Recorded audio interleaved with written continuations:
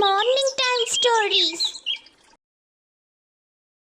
బద్దకపు భార్య 2 మొదటి భాగంలో రమేష్ తన బట్టలు సర్దుకొని నీకు ఎప్పుడు బుద్ధి వస్తే అప్పుడేరా అని తెగేసి చెప్పి తల్లి శకుంతల దగ్గరికి వెళ్ళిపోయాడు. అప్పటి వరకు మహారాణిలా వెలిగిపోయిన ఆ ఇంట్లో సితార ఇప్పుడు ఒంటరిది. సూర్యుడు అస్తమిస్తున్నాడు. ఊరంతా చీకటి పడుతుంది. సితారకి ఆకలి మొదలైంది. వంటింట్లోకి వెళ్ళి చూస్తే రమేష్ అన్నట్లుగానే అక్కడ ఏమీ వండి లేదు. కనీసం మంచినీళ్లు కూడా గ్లాస్లోకి పోసిచ్చే నాథుడు లేడు. అబ్బా, ఈ రమేష్కి ఎంత గర్వం! నేనేమన్నా పని మనిషినా? భార్యని ఇలా వదిలేసి వెళ్తారా? రేపొద్దున్నే ఆయనే కాళ్ల బేరానికి వస్తారు చూడు అని మనసులో అనుకుంటూ వంటింట్లో ఉన్న పాత అటుకులు కొన్ని తిని నీళ్లు తాగి పడుకుంది. కాని ఆ రాత్రి ఆమెకు నిద్ర పట్టలేదు. ఒంటరితనం ఆమెను భయపెట్టసాగాయి. మరుసటి రోజు ఉదయం సితార నిద్రలేచేసరికి 8 దాటింది. ఇంటి ముందు వాకిలి చెత్తతో నిండి ఉంది. పక్కింటి రంగమ్మ వచ్చి గోడ అవతల నుంచి తొంగి చూసింది. రంగమ్మ ఈ ఊరిలో పెద్ద వార్తల ఛానల్. ఎక్కడ ఏం జరిగినా ఆమెకి తెలియాలి. ఏమే సితారా, మీ ఆయన పొద్దున్నే పొలం వెళ్తూ కనిపించాడు. మీ అత్తగారి ఇంటి వైపు వెళ్తున్నాడు. నువ్వేంటి ఇంకా ఇలా పడుకున్నావు? వాకిలి ఓడవలేదు, ముగ్గు పెట్టలేదు, ఏమైంది అని ఆరా తీసింది రంగమ్మ. సితార బద్ధకంగా లేచి ఆయనకి పని ఉండి వెళ్లారు రంగమ్మత్త, నాకేమో కొంచెం నీరసంగా ఉంది అని అబద్ధం చెప్పింది. ఇదిలా ఉండగా రమేష్ పడుతున్న ఇబ్బంది చూశాక శకుంతల వీరయ్యను పిలిపించి, వీరయ్య దూరపు బంధువు, అతను నాటు వైద్యం చేసే వ్యక్తి, అతనికి సితార గురించి పూర్తిగా చెబుతుంది. దాన్ని విన్న అతను నేను చూసుకుంటాను అని హామీ ఇస్తాడు. ఆ తర్వాత వీరయ్య నేరుగా సితార ఇంటి ముందే ఆగాడు. సితార చిందర వందరగా ఉన్న జుట్టుతో బద్దకపు మొహంతో బయటికొచ్చింది. ఎవరండి మీరు? ఇక్కడేం కావాలి అని అడిగింది సితార. వీరయ్య గంభీరంగా చూస్తూ, నేను వీరయ్యను, రమేష్కి బాబాయ్ వరుస అవుతాను. వాడు పాపం పొలంలో పడిచేస్తున్నాడు. నువ్విక్కడ ఇలా ఉన్నావేంటి? సరే, నీ సంగతి నాకు అర్థమైంది. నీకు అలసట వ్యాధి ఉందని విన్నాను. దానికి నా దగ్గర ఒక అద్భుతమైన మందు ఉంది. సితార కంగారు పడి, మందా? నాకేం వద్దు బాబాయ్, నేను బానే ఉన్నాను అంది. అలా అంటే కుదరదు తల్లి. ఈ వ్యాధి ముదిరితే చేతులు కాళ్ళు పని చేయకుండా మొద్దుబారిపోతాయి. అప్పుడు నువ్వు తినడానికి కూడా చేయెత్తలేవు. దీనికి విరుగుడొక్కటే. రోజుకు 3 పూటలా కఠినమైన శ్రమ. నువ్వు పని చేయకపోతే నేను ఇక్కిచ్చే ఈ పచ్చని వేరు పసరు తాగాలి. ఇది తాగితే వారం రోజుల పాటు నీకు నిద్ర రాదు, ఒళ్ళంతా దురద పెడుతుంది. నువ్వు పని చేస్తావా లేక ఈ పసరు తాగుతావా అని ఒక భయంకరమైన సీసా తీసి చూపించాడు. సితారకి భయం వేస్తుంది. పని చేస్తాను బాబాయ్, పసరు వద్దు అని తడబడుతూ చెప్పింది. మంచిది, అయితే ఇప్పుడే మొదలు పెట్టు. ఈ వాకిలుడ్చి ఆవు పేడతో కళ్ళాపు జల్లి ముగ్గు పెట్టు. నేను ఇక్కడే అరుగు మీద కూర్చొని చూస్తుంటాను. నువ్వెక్కడ ఆగినా ఆ పసరు నీ నోట్లో పోస్తాను అని కళ్ళు పెద్దవి చేసి హెచ్చరించాడు వీరయ్య. సితార జీవితంలో మొదటిసారి చేతిలోకి చీపురు పట్టింది. ఎండ ముదురుతుంది, చెమటలు పడుతున్నాయి. కాని వీరయ్య ఆ పసరు సీసాతో పక్కనే కూర్చొని ఉండడంతో ఆమెకు వేరే దారి లేకపోయింది. వయ్యారంగా నడిచే సితార ఇప్పుడు ఊడవలేక ఊడుస్తూ వంగి పనిచేస్తుంది. అదే సమయంలో రంగమ్మ పరుగున వెళ్లి శకుంతలకి రమేష్కి విషయం చెప్పింది. ఒరే రమేష్, మీ బాబాయ్ వచ్చాడ్రా. సితారతో వాకిలి ఊడిపిస్తున్నాడు. ఆ సీసా చూపిస్తుంటే అమ్మాయి గజగజ వణికిపోతుంది అంది. రమేష్కి లోపల నవ్వొస్తున్నా పైన గంభీరంగా ఉండి, అలాగే జరగాలి రంగమ్మత్త, లేకపోతే దానికి బుద్ధి రాదు అని అంటాడు.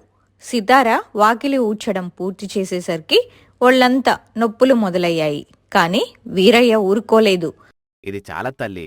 వంటింట్లో గిన్నెలు కొండలా పేరుకుపోయాయి. అవి తోమి పొయ్యి వెలిగించి వంట చేయాలి. ఈరోజు మధ్యాహ్నం రమేష్ ఇక్కడికే భోజనానికి వస్తాడు. వంట సరిగ్గా లేకపోయినా ఆలస్యమైనా నీకు తెలుసుగా ఈ పసరు రుచి అన్నాడు. సితార కళ్లల్లో నీళ్లు తిరిగాయి. అమ్మో, ఈ బాబాయ్ రమేష్ కంటే ప్రమాదకరంగా ఉన్నాడే. అమ్మ దగ్గరున్నప్పుడు హాయిగా తినడం పడుకోవడం తప్ప ఏమీ తెలియదు. ఇక్కడ చూస్తే ఈ ముసలైన నన్ను చంపేలా ఉన్నాడు అని ఏడుస్తూ వంటింట్లోకి వెళ్ళింది. కాని సితారకి వంట రాదు కదా. అన్నం ఎలా పెట్టాలో కూర ఎలా వండాలో తెలియక తికమక పడుతుంది. అప్పుడే ఆమెకు ఒక ఆలోచన వచ్చింది. పక్కింటి రంగమ్మ సహాయం అడుగుదామని గోడ దగ్గరికి వెళ్ళింది. కాని అక్కడ వీరయ్య నిలబడి చూస్తున్నాడు. ఎక్కడికి సీతారా? ఎవరి సాయం తీసుకోకూడదు. నీ రోగం తగ్గాలంటే నువ్వే కష్టపడాలి. వెళ్ళు, పొయ్యి వెలిగించు అని గద్దించాడు. సితార వణుకుతున్న చేతులతో పొయ్యి వెలిగించడానికి ప్రయత్నించింది. సితార వంటింట్లో పడుతున్న తిప్పలు చూడడానికి 2 కళ్ళు చాలవు. పొయ్యిలో కట్టెలు పట్టి వెలిగించడానికి ప్రయత్నిస్తుంటే మంట రావడం లేదు. కాని పొగ మాత్రం ఇల్లంతా కమ్మేస్తుంది. కళ్ళ వెంట నీళ్లు కారుతున్నాయి. ముక్కు కారుతుంది. వయ్యారంగా ముస్తాబయ్యే సితార మొహం ఇప్పుడు బొగ్గు తగిలి నల్లగా అయిపోయింది. బయట అరుగు మీద కూర్చున్న వీరయ్య గట్టిగా అరిచాడు. ఏమ్మా సీతారా, ఇంకా పొగ వస్తూనే ఉంది. వంటెప్పుడు పూర్తవుతుంది? రమేష్ పొలం నుంచి వచ్చే టైం అవుతోంది. వాడు ఆకలితో వస్తాడు. వంట కాకపోతే ఈ పసరు సీసా మూత తీయాల్సి వస్తుంది. జాగ్రత్త. సితారకి భయం పట్టుకుంది. ఎలాగోలా కష్టపడి పొయ్యి వెలిగించింది. గిన్నెలో నీళ్లు పోసి అన్నం పెట్టింది. కాని అన్నం ఉడికిందో లేదో తెలియక పదే పదే గరిటతో తిప్పుతుంది.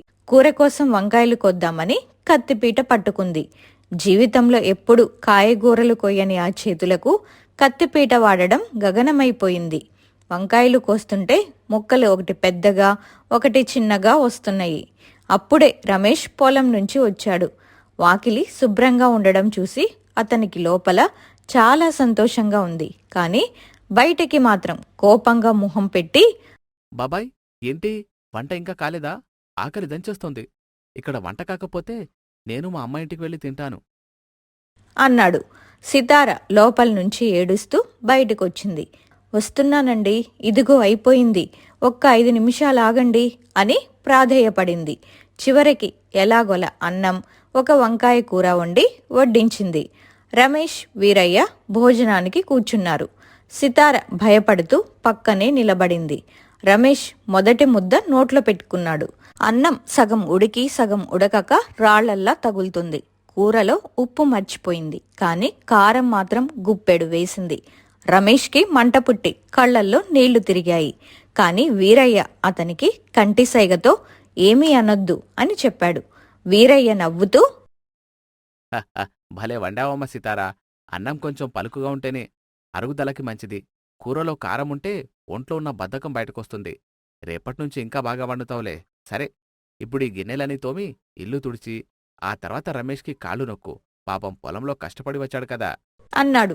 సితార కళ్ళు తేలేసింది. కాళ్ళు నొక్కాలా? నాకే ఇక్కడ ఒళ్ళు నొప్పులుగా ఉంటే ఆయనకి నేను నొక్కాలా అని గొణిగింది. వెంటనే వీరయ్య తన సంచిలో నుంచి ఆ పచ్చని పసురు సీసా బయటికి తీశాడు. ఏమన్నావు సీతారా? నొప్పిగా ఉందా? అయితే ఈ మందు తాగాల్సిందే. ఇది తాగితే నొప్పులు మాయం, రోజంతా నిద్రరాదు అన్నాడు. వద్దు బాబాయ్, నొక్కుతాను, ఇప్పుడే నొక్కుతాను అని సితార రమేష్ కాళ్ల దగ్గర కూర్చుంది. రమేష్ మనసులో, చాలా వింతగా, కొంచెం గర్వంగా కూడా అనిపిస్తుంది. ఎప్పుడు తనతో పని చేయించుకునే భార్య ఈరోజు నా కాళ్ళు నొక్కుతుంటే నాకొక రకమైన విజయం లభించినట్లు అనిపిస్తుంది. సాయంత్రం అయ్యేసరికి సితార నీరసించిపోయింది. అప్పుడే ఊరి చివర ఉండే మల్లమ్మ అనే ఆవిడ అక్కడికి వచ్చింది. మల్లమ్మ ఈ గ్రామంలో చాలా తెలివైనది. ఎవరికి ఏ కష్టం వచ్చినా సలహాలు ఇస్తుంది. ఆమెకు సితార పరిస్థితి చూసి జాలివేసింది. కాని సితార మారాలని ఆమె కూడా కోరుకుంది. మల్లమ్మ సితార దగ్గరకు వెళ్ళి, ఏమ్మా సితారా, ముఖం అలా అయిపోయిందేంటి? పని చేయడం కష్టంగా ఉందా? చూడు తల్లి, ఈ బద్ధకం నీకు శత్రువు. ఈ వీరయ్య బాబాయ్ మందు కంటే నువ్వు పని నేర్చుకోవడం చాలా సులభం. రేపు ఉదయం నేను చెరువుకి వెళ్తున్నాను బట్టలు ఉతకడానికి. నువ్వు కూడా నీ బట్టలు పట్టుకొని రా. అక్కడ పని ఎలా సులభంగా చేయాలో నేర్పిస్తాను అంది. మరుసటి రోజు ఉదయం సితార బట్టల మూట పట్టుకొని చెరువు దగ్గరకు వెళ్ళింది. అక్కడ ఊరి ఆడవాళ్లంతా బట్టలు ఉతుకుతూ ముచ్చట్లు చెప్పుకుంటున్నారు. సితారాన్ని చూడగానే అందరూ నవ్వడం మొదలుపెట్టారు. చూడండి, బద్ధకపు కోడలు బట్టలు ఉతకడానికి వచ్చింది అని ఒకరు కేక వేశారు. సితారకి అవమానంగా అనిపించింది. బట్టలు బండగేసి కొట్టడం ఆమెకి తెలియదు. సబ్బు ఎక్కువగా రుద్దేసి బట్టలు పాడయ్యేలా చేస్తుంది. అప్పుడే మల్లమ్మ ఆమె దగ్గరకొచ్చి, అలా కాదు సితారా, ఇలా చెయ్యి అని పని నేర్పించడం మొదలుపెట్టింది. కాని సితార మనసులో ఒక కుతంత్రం మొదలయ్యింది. ఈ వీరయ్య బాబాయ్ని ఇక్కడి నుంచి పంపిస్తే తప్ప నాకు విముక్తి కలగదు. ఆయన సీసాలో ఉన్న మందు పారబోసి అందులో వేరే ఏదైనా పోస్తే ఆయన భయం పోతుంది కదా అని ప్లాన్ వేసింది. ఆ రోజు రాత్రి అందరూ నిద్రపోయాక సితార మెల్లగా అరుగు మీద ఉన్న వీరయ్య సంచి దగ్గరికి వెళ్ళింది. ఈ పచ్చని పసురి సీసా తీసింది. దాన్ని పారబోసి అందులో వేపాకు రసం నీళ్లు కలిపి నింపేసింది. ఇప్పుడు చూస్తాను నీ మందు పవర్ ఏంటో ముసలాయన అని ముసిముసి నవ్వులు నవ్వుకుంటూ వెళ్ళి పడుకుంది. మరుసటి రోజు ఉదయం వీరయ్య నిద్రలేచి సీసా తీసి చూశాడు. ఆయన ముఖంలో ఒక వింతైన మార్పు వచ్చింది. సితార వైపు చూసి గంభీరంగా నవ్వాడు. సితార ముఖంలో ఈరోజు కొత్త వెలుగు కనిపిస్తుంది. వీరయ్య బాబాయ్ పసరు సీసాలు అసలు మందు తీసేసి వేపాకు రసం నింపేశాను కదా అన్న ధీమాలో ఆమె ఉంది. ఇక ఈ ముసలాయన ఏం చేసినా భయపడేదే లేదు అని మనసులో నవ్వుకుంటూ తీరిగ్గా మంచం మీద కూర్చొని తన పాత అలవాటు ప్రకారం ఫోన్ తీసింది. బయట అరుగు మీద కూర్చున్న వీరయ్య సితార అలజడి గమనించాడు. ఆయనకు సితార రాత్రి చేసిన పని ముందే తెలిసిపోయింది. ఆయన ఒక నిగూఢమైన నవ్వు నవ్వి, ఏమ్మా సితారా, సూర్యుడు నడినెత్తిన వస్తున్నాడు, ఇంకా ఫోన్ పట్టుకునే ఉన్నావా? ఆ పసరు సీసా మూత తీయమంటావా అని గద్దించాడు. సితార ఏమాత్రం భయం లేకుండా బయటికి వచ్చి, తీయండి బాబాయ్, ఆ మందు తాగడానికి నేను సిద్ధంగానే ఉన్నాను. కానీ ఒక్క మాట, ఆ మందు తాగితే నా బద్ధకం వదిలిపోతుందని గ్యారెంటీ ఏంటి అని ఎదురు ప్రశ్నించింది. ఆశ్చర్యపోయినట్లు నటించి, అవునమ్మా, కాని తాగే ముందు ఈరోజు కొత్త పని ఉంది. రమేష్ పొలంలో కలుపు తీస్తున్నాడు. నువ్వెళ్ళి అతనికి భోజనం అందించి కాసేపక్కడ పనిలో సాయం చేసి రావాలి అన్నాడు. నేనా? పొలానికా? ఈ ఎండలోనా అని సీతార ముఖం తిప్పుకుంది. నా వల్ల కాదు బాబాయ్, కావాలంటే మీ పసరు పోయండి, నేను తాగుతాను అని మొండిగా సీసా వైపు చేయి చాచింది. వీరయ్య వెంటనే సీసా తీసి సితార చేతికి ఇచ్చాడు. సరే, నీ ఇష్టం, తాగు అన్నాడు. సితార గర్వంగా ఆ సీసా అందుకొని గటగటా తాగేసింది. హా, వేపాకు రసం చేదుగా ఉంది, కానీ బాబాయ్ చెప్పినట్లు దురదలు నిద్రలేని రాత్రులు ఏమీ ఉండవు అని మనసులో మురిసిపోయింది. కానీ 5 నిమిషాల తర్వాత సితారకి ఒంట్లో ఏదో వింతగా అనిపించడం మొదలయింది. కడుపులో తిప్పినట్లయి నోరంతా విపరీతమైన చేదెక్కింది. అది మామూలు వేపాకు రసం కాదు. వీరయ్య దానికి ముందే కొన్ని విరోచనాల మూలికలు కలిపి ఉంచాడు. సితార మొహం తెల్లబారిపోయింది. బాబాయ్, నాకేదో అవుతుంది అంటూ పరుగున లోపలికి వెళ్ళింది. 10 నిమిషాలకొకసారి లోపలికి బయటికి తిరుగుతూ సితార హడలిపోయింది. అప్పుడే రమేష్ ఇంటికి వచ్చాడు. సితార అవస్థ చూసి కంగారు పడ్డాడు. వీరయ్య మెల్లగా రమేష్ని పక్కకు తీసుకువెళ్ళి, ఏం కంగారు పడకు రమేష్, తనకి వేపాకు రసంలో కొంచెం విరేచనాల మందు కల్పించాను. బద్ధకం వదిలించాలంటే ముందు కడుపులో ఉన్న మరణం వదలాలి కదా. రేపట్నుంచి తను పనికి నో అని అనదు చూడు అని అంటాడు.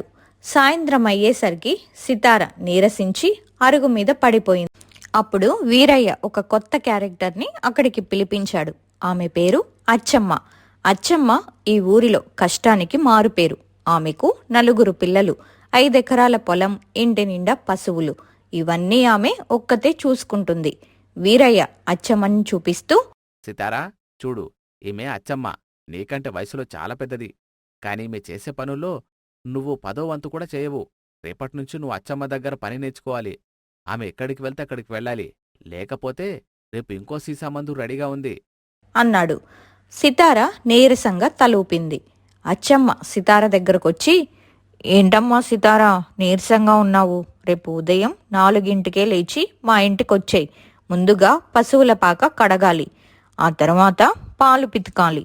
పని నేర్చుకుంటే అందం పోదు తల్లి, ఆరోగ్యం పెరుగుతుంది అని ధైర్యం చెప్పింది. మరుసటి రోజు ఉదయం సితార అయిష్టంగానే లేచి అచ్చమ్మ ఇంటికి వెళ్ళింది. అక్కడ పేడ తీయడం, పాక కడగడం వంటి పనులు చూసి సితారకి వాంతులొచ్చినంత పనయ్యింది. కానీ అచ్చమ్మ ఆమెకు పనిలో ఉన్న మెలకువలు చెబుతూ పాడుతూ పని చేయించడం మొదలుపెట్టింది. పని మధ్యలో అచ్చమ్మ ఒక మాట అంది. సితారా, నువ్వు పని చేస్తే మీ అత్తగారు శకుంతలమ్మ ఎంత సంతోషిస్తుందో తెలుసా?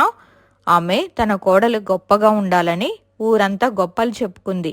నువ్విలా ఉండడం చూసి ఆమె కుమిలిపోతుంది. నీ భర్త రమేష్ కూడా నిన్ను ప్రేమిస్తున్నాడు కాబట్టే భరిస్తున్నాడు. లేకపోతే ఏనాడో పూర్తిగా వదిలేసేవాడు. ఆ మాటలకు సితార మనసుని కొంచెం కదిలించాయి. నిజమేనా? రమేష్ నన్ను ఇంకా ప్రేమిస్తున్నాడా అని ఆలోచనలలో పడింది. అదే సమయంలో సితార తల్లిదండ్రులు పార్వతమ్మ, శంకరయ్య సితారను చూడడానికి వస్తున్నారని ఊరిలో వార్త తెలిసింది. సితార మాత్రం తన అవతారం చూసి వాళ్ళేమనుకుంటారో అని భయపడింది. కానీ అక్కడ ఒక ట్విస్ట్. సితార తల్లిదండ్రులు వస్తున్నది సితారను తీసుకెళ్లడానికి కాదు, రమేష్కి వేరే సంబంధం చూడమని, శకుంతలతో మాట్లాడడానికి అని ఒక పుకారు ఊరంతా పాకిపోయింది. ఆ వార్త రంగమ్మ ద్వారా సితార చెవిన పడింది. రమేష్కి వేరే పెళ్లి సంబంధం చూస్తున్నారనే వార్త వినగానే సితార గుండె ఆగినంత పనైపోయింది. నా భర్త వేరే వాళ్ళకా? నేను బద్ధకస్తురాలినైతే ఉండొచ్చు, కానీ రమేష్ని వదులుకోను అని లోపల పంతం పెరిగింది. కానీ ఆ పుకారు పుట్టించింది మరెవరో కాదు, సాక్షాత్తు రంగమ్మే. రంగమ్మకి ఆ సలహా ఇచ్చింది మాత్రం వీరయ్య బాబాయ్. సితార కళ్ళల్లో నీళ్లు తిరుగుతుండగానే అచ్చమ్మ దగ్గరికి పరిగెత్తింది. అచ్చమ్మక్క, విన్నావా? మా ఆయనకి ఇంకో పెళ్ళంట. నేను బద్ధకంతో ఉన్నానని వాళ్ళు నన్ను వదిలేస్తారా అని ఏడుస్తూ అడిగింది. అచ్చమ్మ ఆమెను ఓదారుస్తూ, చూడు సితారా, ఎవరైనా పనిచేసే భార్య కావాలనే కోరుకుంటారు. నువ్వు మారతావని నీకు ఇంత సమయం ఇచ్చారు, కానీ నువ్వు మాత్రం బాబాయ్ మందును కూడా మోసం చేయాలని చూసావు. ఇప్పటికైనా మించిపోయింది లేదు. రేపు మీ పుట్టింటి వాళ్ళు, అత్తయ్య గారు వస్తున్నారు కదా, నువ్వెవరో నిరూపించుకో అంది. సితార ఆ రాత్రంతా నిద్రపోలేదు. తన పాత జీవితాన్ని గుర్తు తెచ్చుకుంది. అమ్మ చేసి పెడితే తినడం, ఫోన్లో సినిమాలు చూడడం. కానీ ఇప్పుడు తన సంసారం తన చేయి జారిపోతుందని భయం వేసింది. తెల్లవారుజామునే 3 గంటలకే నిద్రలేచింది. వీరయ్య బాబాయ్ కూడా నిద్రపోతున్నాడు. మొదటిసారి సితార ఎవరికీ చెప్పకుండా పని మొదలుపెట్టింది. ఇల్లంతా తుడిచి పేడ నీళ్లతో కల్లాపి చల్లింది. రంగమ్మ సాయం అడగకుండా అచ్చమ్మ నేర్పినట్టు పెద్ద ముగ్గు పెట్టింది. వంటింట్లోకి వెళ్ళి ఈసారి సెల్ ఫోన్ పక్కన పడేసి శ్రద్ధగా అన్నం, పప్పు, పచ్చడి వండింది. ఉదయం 8 గంటలకు వీరయ్య, రమేష్ నిద్రలేచి బయటకొచ్చి చూసి నోరెళ్లబెట్టారు. వాకిలి మెరిసిపోతుంది. వంటింటి నుంచి కమ్మని పోపు వాసన వస్తుంది. అప్పుడే ఒక కొత్త క్యారెక్టర్ ఎంట్రీ ఇచ్చింది. ఆమె పేరు లావణ్య. లావణ్య పక్క ఊరి పెద్ద మనిషి కూతురు. చాలా అందంగా ఉంటుంది. పైగా పనులన్నీ చకచకా చేస్తుంది. శకుంతలమ్మ లావణ్యను వెంటబెట్టుకొని సితార ఇంటికి వచ్చింది. సితార తల్లిదండ్రులు కూడా అక్కడే ఉన్నారు. శకుంతలమ్మ గంభీరంగా అంది, సితారా, చూడు, ఈమె లావణ్య. రమేష్కి ఈమైతేనే కరెక్ట్ అని అందరూ అంటున్నారు. నువ్వు ఎలాగో పని చేయవు, రమేష్కి వండి పెట్టవు. అందుకే ఒక నిర్ణయానికి వచ్చాం. సితార తల ఎత్తి లావణ్యను చూసింది. లావణ్య గర్వంగా నవ్వి, సితారక్క, ఇల్లంటే ఇలా ఉండాలి. నువ్వు లోపలికి వెళ్ళి విశ్రాంతి తీసుకో, నేను వంట చేస్తాను అంది. సితార గట్టిగా జవాబిచ్చింది, అవసరం లేదు, వంట ఇప్పటికే పూర్తయింది. అత్తయ్య గారు, అమ్మ, నాన్న అందరూ రండి భోజనానికి. నేను ఈరోజు ఏం వండానో రుచి చూడండి, ఆ తర్వాత మీ నిర్ణయం చెప్పండి అంది. అందరూ డైనింగ్ టేబుల్ దగ్గర కూర్చున్నారు. సితార వడ్డించింది. రమేష్ ముద్ద నోట్లో పెట్టుకోగానే కళ్ళల్లో ఆనందం కనిపించింది. ఇది మా అమ్మ వండినట్లే ఉంది. సితారా, నిజంగా నువ్వే వండావా అని ఆశ్చర్యపోయాడు. సితార తల్లి పార్వతమ్మ సంతోషంతో కన్నీళ్లు పెట్టుకుంది. నా కూతురు మారిందండి అంది. కానీ లావణ్య ఊరుకోలేదు. ఒక్కరోజు వంట చేస్తే సరిపోదు, సంసారం అంటే ఓపికండాలి. నీకు ఆ బద్ధకం పోయిందని గ్యారెంటీ ఏంటి అని సవాల్ విసిరింది. వీరయ్య బాబాయ్ అప్పుడు ముందుకొచ్చి, సరే అయితే ఒక పోటీ పెడదాం. రేపు మన గ్రామంలో శ్రావణ మంగళవారం పూజ ఉంది. ఆ పూజకు కావలసిన పిండి వంటలు, ఏర్పాట్లు లావణ్య, సితార ఇద్దరు కలిసి చేయాలి. ఎవరి పనిలో వేగం, శుభ్రత, రుచి ఉంటాయో వారే రమేష్ ఇంటికి మహారాణి అన్నాడు. సితార ఒక్క క్షణం ఆలోచించి, సరే బాబాయ్, నేను సిద్ధం. ఈ బద్ధకపు భార్య ఇప్పుడు బాధ్యత గల భార్యగా మారి చూపిస్తుంది అంది. కాని లావణ్య అంత అమాయకురాలు కాదు. ఆమె సితారను ఓడించడానికి ఒక కుట్ర పన్నింది. రాత్రికి రాత్రి సితార సిద్ధం చేసుకున్న సామాన్లను పాడు చేయాలని ప్లాన్ చేసింది. మరుసటి రోజు శ్రావణ మంగళవారం. పూజకు గ్రామమంతా సిద్ధమైంది. సితార తన జీవితంలోనే అతి పెద్ద పరీక్షకు సిద్ధపడింది. అచ్చమ్మ దగ్గర నేర్చుకున్న మెలకువలతో సితార తెల్లవారుజామునే లేచి పూజకు కావాల్సిన ప్రసాదాల కోసం బియ్యం నానబెట్టి శనగలు సిద్ధం చేసుకుంది. కానీ లావణ్య మాత్రం పైకి నవ్వుతూనే లోపల సితారను అవమానించాలని ఒక ప్లాన్ వేసింది. సితార స్నానానికి వెళ్లిన సమయం చూసి లావణ్య మెల్లగా వంటింట్లోకి దూరింది. సితార ప్రసాదం కోసం సిద్ధం చేసుకున్న బెల్లం పాకంలో గుప్పెడు ఉప్పు, అన్నం ఉడికే ఎసరులో విపరీతమైన నూనె పోసేసింది. ఇప్పుడు చూస్తాను నీ రుచేంటో, ఈ ప్రసాదం తింటే అందరూ నిన్ను తిట్టడం ఖాయం అని మనసులో నవ్వుకుంటూ బయటికొచ్చేసింది. సితార వచ్చి వంట మొదలుపెట్టింది. కానీ ఆమెకు ఏదో తేడాగా అనిపించింది. వంటగదిలో ఒక రకమైన వాసన వస్తుంది. ప్రసాదం వండుతుంటే అది ఎప్పుడూ లేని విధంగా పొంగుతుంది. సితార కంగారు పడుతుండగా అచ్చమ్మ అక్కడికి వచ్చింది. ఏమ్మా సితార, ఏమైంది? ప్రసాదం వాసన ఇలా వస్తుంది అని అడిగింది అచ్చమ్మ. సితార కంగారుగా ప్రసాదాన్ని కొంచెం రుచి చూసి షాక్ తింది. అచ్చమ్మక్క, ఇందులో ఎవరో ఉప్పు వేశారు. ప్రసాదం పాడైపోయింది. ఇప్పుడు మళ్ళీ వండాలంటే సమయం లేదు. ఊరి జనం ఇప్పుడే వచ్చేశారు అని ఏడవడం మొదలుపెట్టింది. అచ్చమ్మ వెంటనే వంటగదిని పరిశీలించి కిటికీ దగ్గర పడి ఉన్న లావణ్య గాజు ముక్కను చూసింది. సితారా, ఏడవకు. ఇది ఎవరో కావాలని చేసిన పని. బద్ధకాన్ని జయించావు, ఇప్పుడు ఈ అడ్డంకిని కూడా జయించు. ఆ పాడైపోయిన ప్రసాదానికి విరుగుడుగా కొంచెం నిమ్మరసం, ఎక్కువ ఇలాచి పొడి వేసి కొత్త రకం ప్రసాదంగా మార్చుదాం. నేను సాయం చేస్తాను అంది. ఇద్దరూ కలిసి యుద్ధంలా పనిచేశారు. సరిగ్గా పూజ సమయానికి ప్రసాదాలు సిద్ధమయ్యాయి. ముందు లావణ్య చేసిన చక్కెర పొంగలిని అందరికీ వడ్డించారు. అది చూడడానికి బాగుంది. అతిగా నెయ్యి వేయడం వల్ల అందరికీ వికారం కలిగించింది. తరువాత సితార చేసిన కొత్త రకం ప్రసాదం వడ్డించారు. అది తిన్న వారందరూ ఆహా, ఇంత రుచిగా ఎప్పుడూ తినలేదు సితారా, ఇందులో ఏదో వింతైన రుచి ఉంది అని మెచ్చుకున్నారు. వీరయ్య బాబాయ్ నవ్వుతూ ముందుకు వచ్చాడు. చూసారా, సితార బద్ధకాన్ని వదలడమే కాదు, కష్టాల్లో ఉన్నప్పుడు బుద్ధిని ఎలా వాడాలో కూడా నేర్చుకుంది. కానీ ఇక్కడ ఒక నిజం బయటపడాలి అని లావణ్య వైపు కోపంగా చూశాడు. లావణ్య, సితార ప్రసాదంలో ఉప్పు వేసిన నీ గాజు ముక్క ఇక్కడ దొరికింది. ఒకరి కాపురాన్ని కూల్చాలని చూసిన నీకు ఈ ఇంట్లో చోటు లేదు అని అందరి ముందు గద్దించాడు. లావణ్య తలదించుకొని అక్కడ్నుంచి వెళ్ళిపోయింది. శకుంతలమ్మ సితార దగ్గరకు వచ్చి, నన్ను క్షమించు తల్లి, నిన్ను మార్చడానికి బాబాయ్తో కలిసి నేను కూడా ఈ నాటకం ఆడాను. రమేష్కి రెండో పెళ్లి అనేది అబద్ధం. నిన్ను కోల్పోతామన్న భయం నీలో ఉంటేనే నువ్వు మారుతావని ఇలా చేశాం అంది. సితారా, నాకు నువ్వే కావాలి.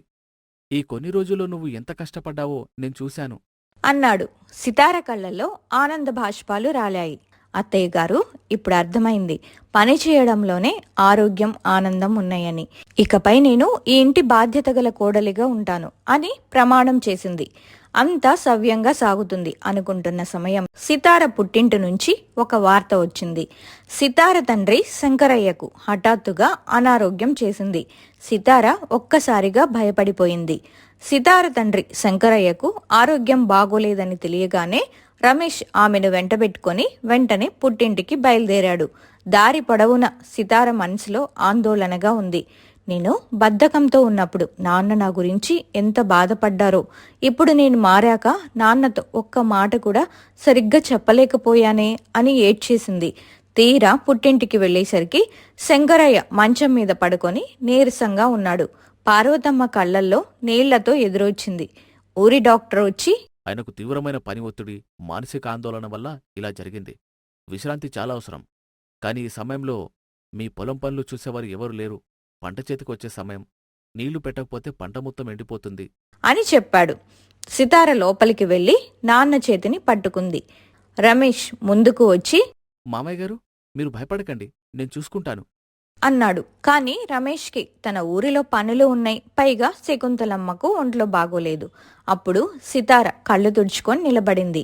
నాన్న, నువ్వు పడుకో. నీ కూతురు ఇప్పుడు పాత సితార కాదు.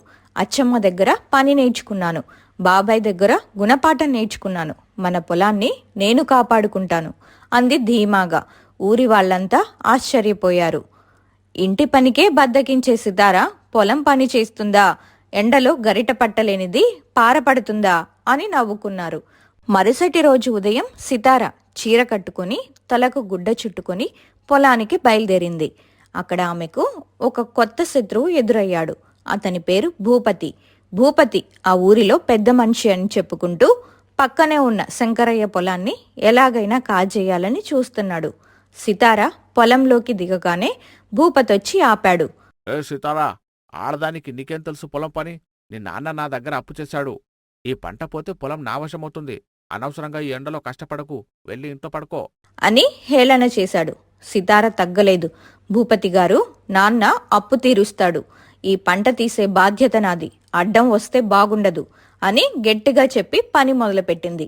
నీళ్లు పెట్టడం, కలుపు తీయడం సితార ఒక్కతే కష్టపడుతుంది. ఎండ దంచి కొడుతుంది. చేతులు కందిపోతున్నాయి. కాని ఆమె వెనక్కి తగ్గలేదు.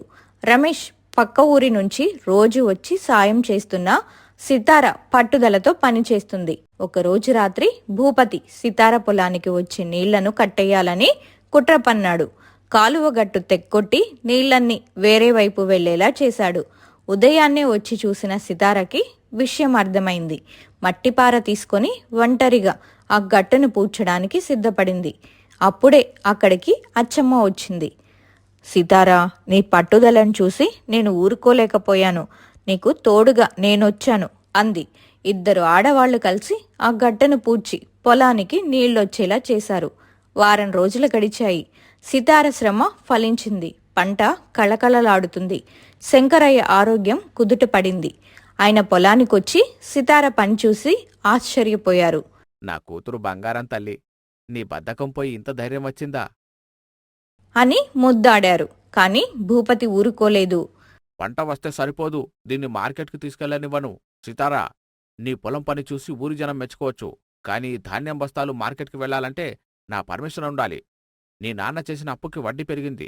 ఈ పంట మొత్తం నాకే చెందుతుంది. శంకరయ్య దగ్గర నువ్వు వడ్డీ పేరుతో తీసుకున్నది కేవలం 10,000. కాని నువ్వు ₹1,00,000 అప్పున్నట్లు కాగితాలు సృష్టించావు. ఈ సాక్ష్యం చూడు అని హూంకరించాడు భూపతి. సితార కళ్లల్లో నిప్పులు కురిశాయి.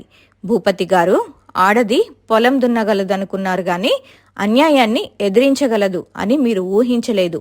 మీరు నాన్నను మోసం చేసి సంతకాలు తీసుకున్న కాగితాలన్నీ అబద్ధమని నాకు తెలుసు. వీరయ్య బాబాయ్ ఊరి పెద్దల్ని తీసుకొస్తున్నారు అంది ధీమాగా. సరిగ్గా అప్పుడే వీరయ్య బాబాయ్, ఊరి సర్పంచ్, మరికొంతమంది పెద్ద మనుషులు అక్కడికొచ్చారు. వీరయ్య తన సంచిలో నుంచి ఒక పాత డైరీ తీశాడు. భూపతి, శంకరయ్య నీ దగ్గర వడ్డీ పేరుతో తీసుకున్నది కేవలం ₹10,000 మాత్రమే. కానీ నువ్వు ₹1,00,000 అప్పు అన్నట్టుగా కాగితాలు సృష్టించావు. ఈ సాక్ష్యం చూడు అని అందరి ముందు పెట్టాడు. పెద్దల సమక్షంలో భూపతి గుట్టు రట్టయింది. సర్పంచ్ మందలించడంతో భూపతి భయపడి అక్కడి నుంచి జారుకున్నాడు. సితార తన పంటను మార్కెట్లో అమ్మి నాన్న అప్పు తీర్చి గర్వంగా పుట్టింటి పరువు కాపాడింది. రమేష్ సంతోషంతో, సీతారా, నువ్వు కేవలం నా భార్యవే కాదు, ఈ ఇంటి ధైర్యానివి కూడా. పద, ఇక మన ఊరికి వెళ్దాం.